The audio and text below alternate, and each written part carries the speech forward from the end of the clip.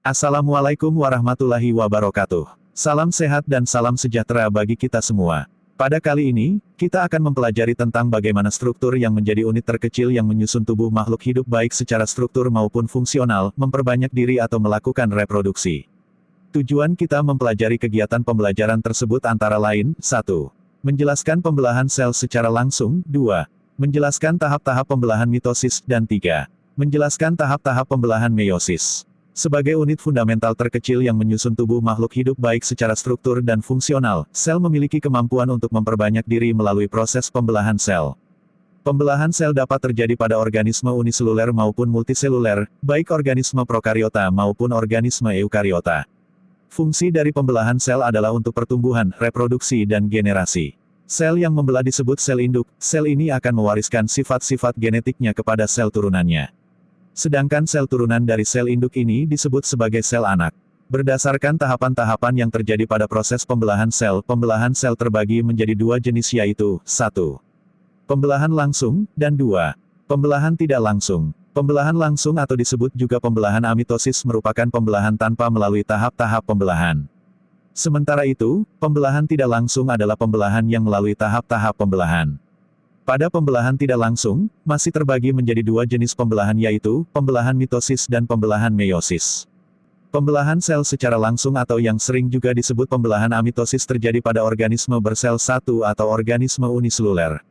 Pembelahan ini dapat terjadi baik pada organisme prokariotik seperti bakteri dan alga biru maupun pada organisme eukariotik seperti paramecium dan amuba. Pembelahan ini sering juga disebut sebagai pembelahan biner, karena menghasilkan dua sel anakan yang identik. Pembelahan amitosis merupakan salah satu cara reproduksi vegetatif yang dilakukan oleh organisme uniseluler. Pembelahan amitosis berlangsung dengan sangat cepat, yaitu hanya berkisar antara 20-30 menit. Hasil dari pembelahan amitosis adalah dua sel anak yang memiliki jumlah kromosom identik dengan induknya. Ciri-ciri dari pembelahan amitosis adalah tidak terjadi peleburan membran inti dan tidak terbentuk benang-benang spindel. Mekanisme pembelahan amitosis terjadi sebagai berikut, 1. Pengikatan kromosom dari bakteri yang berupa DNA sirkuler melekat pada mesosom untuk mempermudah proses replikasi. Mesosom adalah bagian membran sel yang melekuk ke arah dalam. 2. Replikasi kromosom, titik awal replikasi akan menempel di bagian mesosom membran sel senyawa kimia dalam mesosom akan menginisiasi proses replikasi tersebut. Akibatnya, akan terbentuk dua kromosom yang identik yaitu kromosom induk dan kromosom anak. 3. Penyekatan sitoplasma, setelah kedua kromosom memisah, membran sel akan melekuk ke arah dalam. Membran sel membagi sel menjadi dua bagian yang sama besar. 4. Pemisahan sel, pelekukan membran sel terus berlangsung dengan arahan protein foods. Pelekukan berhenti jika lekukan sudah saling bertemu dan membentuk sekat atau septum yang membagi kedua sel menjadi sama besar. Selanjutnya, di daerah septum akan terbentuk dinding sel baru sehingga kedua sel benar-benar terpisah. Pembelahan sel secara tidak langsung adalah pembelahan sel yang melalui tahapan-tahapan atau fase-fase pembelahan sel. Pembelahan sel terjadi pada sel-sel eukariotik multiseluler. Berdasarkan sel-sel tempat terjadinya pembelahan sel secara tidak langsung, pembelahan ini terbagi menjadi pembelahan mitosis yang terjadi pada sel tubuh makhluk hidup dan pembelahan meiosis yang terjadi pada sel kelamin atau gamet dari makhluk hidup. Dalam satu siklus sel, terdapat dua fase utama pembelahan sel yaitu interfase dan pembelahan sel itu sendiri. Interfase adalah fase persiapan sel sebelum membelah. Interfase merupakan fase terlama dalam suatu siklus sel. Pada fase ini, terjadi persiapan pembelahan sel sehingga interfase bukanlah fase istirahat. Interfase meliputi tiga subfase, yaitu, 1.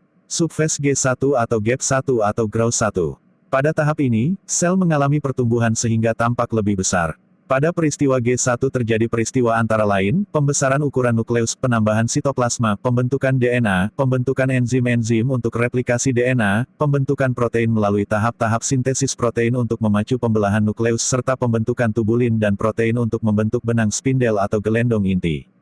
Subfase G1 merupakan fase terlama dalam interfase. Tahapan subfase ini dapat berlangsung sekitar 12-24 jam bahkan pada pembelahan sel-sel dewasa akar jagung subfase ini dapat berlangsung selama 151 jam.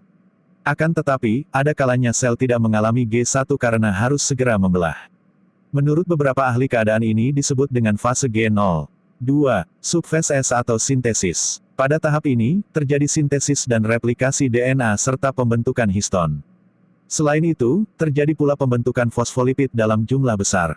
Zat ini akan digunakan sebagai bahan penyusun membran sel dan membran organel-organel sel pada akhir subfase. Setiap kromosom sudah tersusun atas dua kromatid saudara yang terikat pada satu sentromer. Waktu yang dibutuhkan sel untuk melakukan tahapan ini berkisar antara 6 sampai 8 jam. 3. Subfase G2 atau gap 2. Pada tahap ini, terjadi pembentukan organel-organel sel, pembentukan RNA dan sintesis protein. Waktu yang dibutuhkan sel untuk melakukan tahap ini berkisar antara 3 sampai 4 jam. Pada akhir interfase, sebuah sel sudah memiliki nukleus dengan satu atau dua anak inti sel. Mitosis merupakan pembelahan sel yang menghasilkan dua sel anakan yang sama persis dengan sel induk termasuk jumlah kromosomnya. Jika sel induknya berkromosom diploid atau 2N, maka kromosom sel anak juga akan diploid. Tujuan dari pembelahan mitosis adalah untuk memperbanyak jumlah sel. Oleh sebab itu, mitosis disebut juga pembelahan replikasi. Mitosis terjadi pada sel-sel yang aktif membelah karena berada pada masa pertumbuhan atau memperbaiki sel-sel tubuh yang rusak. Pembelahan mitosis terdiri atas dua tahap yaitu kariokinesis atau pembelahan inti sel dan sitokinesis atau pembagian sitoplasma. Kariokinesis terdiri atas 5 fase yaitu, profase, prometafase, metafase, anafase dan telofase. Sementara tahap sitokinesis biasanya dimasukkan ke dalam tahapan telofase. Tahapan-tahapan pembelahan mitosis antara lain, 1. Profase, merupakan fase awal dari mitosis. Pada tahapan ini terjadi hal-hal berikut, benang-benang kromatin yang tipis dan panjang akan memendek dan menebal menjadi kromosom. Kromosom sudah mengalami penggandaan dan tersusun atas sepasang kromatid saudara yang bersatu di sentromer. Nukleus menghilang dan kedua sentrosom mulai menjauh dan terbentuk benang-benang spindel yang memancar di antara kedua sentrosom. 2. Prometafase, pada tahapan ini terjadi hal-hal berikut, membran inti mulai menghilang, benang-benang spindel mulai berinteraksi dengan kromosom, dan sebagian benang spindel berikatan dengan kromosom pada kinetokor di dalam sentromer. 3. Metafase, pada tahapan ini terjadi hal-hal berikut, kromosom menuju bidang ekuatorial pembelahan, sentromer dari seluruh kromosom berjajar lurus dalam satu formasi. Tahap metafase disebut juga fase aster atau fase bintang karena jika dilihat dari kutub pembelahan susunan kromosom akan tampak seperti bintang. Fase ini merupakan fase terpendek dari mitosis. 4. Anafase, pada tahapan ini terjadi hal-hal sebagai berikut, sentromer membelah sehingga masing-masing kromatid saudara dalam setiap kromosom terpisah dan kromatid saudara kemudian ditarik ke arah kutub yang berlawanan sehingga seluruh kromatid sudah di kutubnya masing-masing. Tahapan ini disebut juga fase diaster atau fase 2 bintang. Hal tersebut karena jika dilihat dari kutub pembelahan, susunan kromosom akan tampak seperti 2 bintang. Pada fase ini, jumlah kromosom paling mudah untuk dihitung. 5. Telofase, pada tahap ini terjadi hal-hal sebagai berikut, kromosom-kromosom pada masing-masing kutub kembali menipis menjadi benang-benang kromatin, nukleolus dan membran inti terbentuk kembali, terjadi penebalan sehingga sitoplasma terbagi menjadi 2 peristiwa ini disebut sitokinesis dan terbentuk 2 anak sel baru yang identik dengan sel induk. Pembelahan meiosis merupakan pembelahan sel yang menghasilkan 4 sel anak dengan jumlah kromosom pada setiap sel anak hanya setengah dari sel induknya. Jika sel induk berkromosom diploid atau 2N, maka kromosom sel anak menjadi haploid atau N. Oleh sebab itu, pembelahan meiosis disebut juga pembelahan reduksi. Pembelahan meiosis terjadi pada pembentukan sel-sel gamet dan pembentukan spora pada tumbuhan. Tujuan dari pembelahan ini untuk menjaga agar jumlah kromosom dari generasi ke generasi berikutnya tetap atau konstan. Pembelahan meiosis terdiri atas 2 tahap pembelahan yang terjadi secara berurutan yaitu meiosis 1 dan meiosis 2. Meiosis 1 terdiri atas 4 fase yaitu profase 1, metafase 1, anafase 1 dan telofase 1. Meiosis 2 juga terdiri atas 4 fase yaitu, profase 2, metafase 2, anafase 2 dan telofase 2. Sebelum meiosis, terjadi terlebih dahulu tahapan interfase. Sedangkan, di antara meiosis 1 dan meiosis 2 terjadi tahapan interkinesis. Tahapan-tahapan pada proses pembelahan meiosis antara lain, 1. Profase 1, fase ini merupakan fase terpanjang pada meiosis 1. Yang terdiri atas 5 subfase sebagai berikut, 1. Leptoten atau leptonema, pada fase ini benang-benang kromatin menebal menjadi kromosom. 2. Zigoten atau zigonema, pada fase ini sentromer membelah menjadi 2 kemudian menuju kutub-kutub yang berlawanan dan kromosom homolog yang berasal dari gamet kedua induk saling mendekat dan berpasangan. Proses ini dikenal dengan sebutan sinapsis, sedangkan pasangan kromosom yang membentuk sinapsis disebut bivalen. 3. Pakiten atau pakinema. Pada subfase ini setiap kromosom berduplikasi membentuk dua kromatid dengan sentromer yang masih menyatu. Keadaan seperti ini disebut tetrad. 4. Diploten atau diplonema. Pada subfase ini kromosom homolog saling menjauh. Tetapi, pada beberapa bagian terjadi perlekatan atau persilangan seperti huruf X membentuk kiasma. Pada kiasma tersebut, terjadi pindah silang atau crossing over yang mendorong terjadinya kombinasi gen baru atau rekombinan. Yang terakhir di akinesis, pada subfase ini nukleolus dan membran inti mulai menghilang. Benang-benang spindel di antara kedua sentrosom terpisah. 2. Metafase 1. Pada tahapan ini terjadi di hal-hal sebagai berikut, kromosom tetrad menuju bidang ekuatorial sehingga akan tampak dua barisan kromosom kembar pada bidang tersebut, benang-benang spindel melekat pada kinetokor masing-masing kromosom dan sentromer pada kromosom tetrad belum membelah.